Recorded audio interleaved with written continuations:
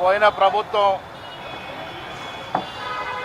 Tap చేసిన ఫోన్లలో మీ number ఉంది, మీతో కొంత మాకు సమాచారం కావాలని చెప్పడం, ఇవాళ నేను సిట్ ఆఫీస్కి వచ్చి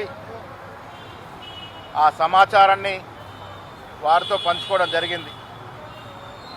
2021లో రేవంత్ రెడ్డి గారు పీసీ అధ్యక్షుడిగా, నేను వర్కింగ్ ప్రెసిడెంట్ అయిన తర్వాత చాలా సందర్భాల్లో మా మూమెంట్ని వారు క్రాక్ చేయడం, మా మూమెంట్ అంతగా వారికి తెలుస్తుందంటే మా ఫోన్లు ట్యాపింగ్లో ఉన్నాయని అనుమానం వచ్చి ఆనాడు చీఫ్ సెక్రటరీకి కంప్లైంట్ చేయడం కూడా జరిగింది. ఇవాళ వాస్తవాలు బయటకు వచ్చాయి. కొన్ని వేల కాంగ్రెస్ లీడర్ల యొక్క టెలిఫోన్లు చట్టానికి వ్యతిరేకంగా 1885 టెలిగ్రాఫ్ చట్టానికి తూట్లు పొరుస్తూ దానికి వ్యతిరేకంగా ఒక ప్రజాస్వామ్యబద్ధంగా ఎన్నికైన ప్రభుత్వం ప్రజాప్రతినిధులు, రాజకీయ నాయకుల యొక్క ఫోన్లు ట్యాప్ చేయడం అనేది హేయమైన చర్య, సిగ్గుతో తలవంచుకోవాల్సిన చర్య. ఇలాంటి హేయమైన చర్యకు పాల్పడిన బీఆర్ఎస్ ప్రభుత్వం, ఆనాటి ముఖ్యమంత్రి కేసీఆర్, కేటీఆర్లు సిగ్గుతో తలవంచుకునే విధంగా జరిగినటువంటి కార్యక్రమం ప్రజాస్వామ్యాన్ని, రాజ్యాంగాన్ని అవహేళన చేసే కార్యక్రమం. ఏ రాజకీయ నాయకుడు, రాజకీయ పార్టీ ఉండకూడదు, మేమే ఉండాలి శాశ్వతంగాని ఒక చెడు ఆలోచనతో ఇలాంటి కార్యక్రమానికి శ్రీకారం చుట్టినట్టుగా అర్థమవుతా ఉంది. మేము ఇవాళ అర్థమవుతోంది, 2018లో మేము ఓడిపోవడం కారణం కూడా మా నాయకుల ఫోన్లను ట్యాపింగ్లో ఉండడం, ఎప్పటికప్పుడు వారు మూమెంట్ ట్రాక్ చేయడం వల్లే ఓడిపోయామనిపిస్తూ ఉంది. 2022 నుంచి సీనియర్ కాంగ్రెస్ నాయకుల ఫోన్లను కూడా ట్యాపింగ్లో ఉన్నాయి. ఇవాళ సిట్ అధికారులు చూపించిన లిస్టులో దాదాపు 650 మంది సీనియర్ కాంగ్రెస్ నాయకుల యొక్క ఫోన్లు ట్యాపింగ్లో ఉన్నాయి. రేవంత్ రెడ్డి గారిది, నాది, ఆనాడు యాక్టివ్గా ఉన్నటువంటి అలీ యాదవ్ గారిది, గాలి అనిల్ గారిది, వారితో పాటు చాలామంది కాంగ్రెస్ ఫోన్లు ట్యాపింగ్లో జరిగినాయని ఇవాళ వాస్తవాలు బయటకు వస్తూ ఉన్నాయి. మాకు కూడా ఆశ్చర్యం వేసింది, అనుమానం ఉండింది. కానీ ఈ రకంగా మా ఫోన్లు ట్యాప్ చేశారంటే ఆనాడు జరిగిన దుశ్చర్య, ఏ రకంగా అధికారాన్ని దుర్వినియోగం చేశారో అర్థమవుతా ఉంది. ప్రజాస్వామ్యంలో అధికారులు నిక్కచ్చిగా పనిచేస్తున్న సందర్భంలో ఆనాటి చీఫ్ సెక్రటరీ సోమేశ్వరరావు గారు, డీజీపీ గారు, హోమ్ సెక్రటరీ గారు, లా సెక్రటరీ గారు ఏ రకంగా రాజకీయ నాయకులకి తలొగ్గి అడుగులకు మడుగులు వస్తున్నారో ఇప్పుడు అర్థమవుతా ఉంది. టెలిగ్రాఫ్ యాక్ట్ ప్రకారము ఫోన్ అనేది ప్రాథమిక హక్కు, మా హక్కు, ప్రైవసీ అది. దాన్ని కాలరాస్తూ ఒక ఐజీ అధికారి మాత్రమే, అది కూడా అత్యవసర పరిస్థితుల్లో ట్యాప్ చేసే అధికారం ఉంది, అది కూడా 3 రోజులు మాత్రమే. కానీ ఇక్కడ విచిత్రం ఏంటంటే రిటైర్ అయినటువంటి ప్రభాకర్ రావు, ఏ హోదా లేనటువంటి ఒక రిటైర్డ్ అధికారిని దేశ చరిత్రలో ఎక్కడ లేని విధంగా ఇంటెలిజెన్స్ చీఫ్గా పెట్టి ఇలాంటి దుశ్చర్యకు పాల్పడడం అనేది సిగ్గుచేటని విషయం. అధికార హోదా లేని ప్రభాకర్ రావు రిటైర్ అయిన తర్వాత వారిని ఐజీ హోదాలో కూర్చోబెట్టి ప్రతి 2 నెలలకి చీఫ్ సెక్రటరీ ఈ ఫోన్ ట్యాపింగ్ మీద రివ్యూ చేయాల్సి ఉండగా కూడా దాదాపు సంవత్సరం పాటు రివ్యూ చేయకుండా మాలాంటి వాళ్ళ పేర్లన్నీ కూడా, మా పూర్తి పేరు దాంట్లో మెన్షన్ చేయకుండా మమ్మల్ని నక్సలైట్ సింపథైజర్గా,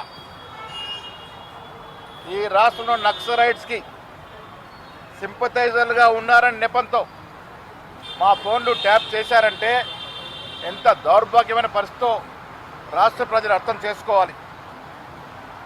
ఇవాళ కేటీఆర్ గారు సిగ్గు మగ్గు లేకుండా బయటకు వచ్చి తామేదో నీతిమంతులమని నిజాయితీ పరులమనే మాట చెప్తా ఉన్నాడు. కేటీఆర్ గారు సిగ్గుతో తలవంచుకోవాలి. మీరు మీ నాయన ఈ రకంగా ప్రజాస్వామ్యం రాజ్యాంగం తూట్లు పొడుస్తూ మా ఫోన్ అనేది ట్యాప్ చేశారో ఇది హీనమైన చర్య, దుర్మార్గపు చర్య. ఇది ఆనాడు మా ఫోన్లు ట్యాప్ చేసి రాజకీయ లబ్ధి పొందే ప్రయత్నం మీద చేసినారా మీరు, దానికి మీరు శిక్షార్హులు. ఇవాళ ఒక నిజాయితీ గల అధికారులు, సిట్ అధికారులు దీని మీద విచారణ జరుపుతూ ఉన్నారు. భవిష్యత్తులో మరే ప్రభుత్వం కూడా ఇలాంటి దుశ్చర్యకు పాల్పడంగా ఉండాలంటే వీరికి శిక్ష పడాల్సిందే.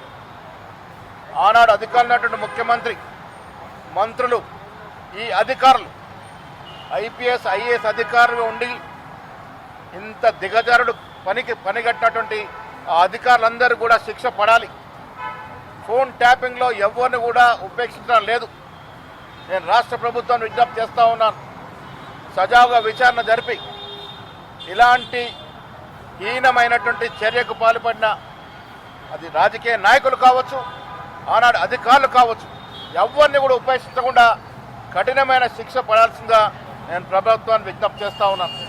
భారతదేశ చరిత్రలో ప్రజాస్వామ్యబద్ధంగా ఎన్నికైన ఏ ప్రభుత్వం కూడా ఇలాంటి సాహసం మళ్ళీ చేయకూడదంటే వీరికి పనిష్మెంట్ ఉండాలి. నాకు తెలిసి దేశ చరిత్రలో ఇంత హీనమైనటువంటి చర్య, ఇంతమంది ఫోన్లు ట్యాపింగ్ చేయడం అనేది ప్రథమం కావచ్చు. ఇదొక ప్రత్యేక కేసు ఈ దేశంలో. అందుకే సుప్రీంకోర్టు కానీ ఇక్కడ కోర్టు కానీ దీన్ని తీవ్రంగా పరిగణించి దీంట్లో పాలు పంచుకున్నటువంటి అధికారులు, రాజకీయ నాయకులందరికీ కూడా తీవ్రంగా శిక్షించాల్సింది కోరుతా ఉన్నాను. ట్యాపింగ్లో కొంతమంది న్యాయమూర్తులు అంటే వారి అవసరాల కోసము ఆనాడు కేటీఆర్ వారి రాజకీయ అవసరాల కోసము రాజకీయ నాయకుల ఫోన్లు ట్యాప్ చేశారు, కొంతమంది జడ్జిల ఫోన్లు ట్యాప్ చేశారు, కొంతమంది విలేకరుల ఫోన్ ట్యాప్ చేశారు, కొంతమంది వారి హయాంలో పనిచేసిన అధికారుల ఫోన్లు కూడా ట్యాప్ చేయడం అంటే ఇదొక హేయమైన చర్య. మాతో పాటు కొంతమంది బీజేపీ ఆనాడు టీడీపీ నాయకులు కూడా ఫోన్లు ట్యాప్ చేశారు. బీఆర్ఎస్ ప్రభుత్వం వారి అవసరానికి అనుగుణంగా ఈ ఫోన్ ట్యాపింగ్ని వాడుకుంది. వారి రాజకీయ మనుగడ కోసం, మా మూవ్మెంట్ని ట్రాక్ చేయడం కొరకు, మా పార్టీని నాశనం చేయడం కొరకు ఈ ట్యాపింగ్ వాడుకున్నారు. కాబట్టి వారికి తీవ్రంగా శిక్ష పడాల్సిందే.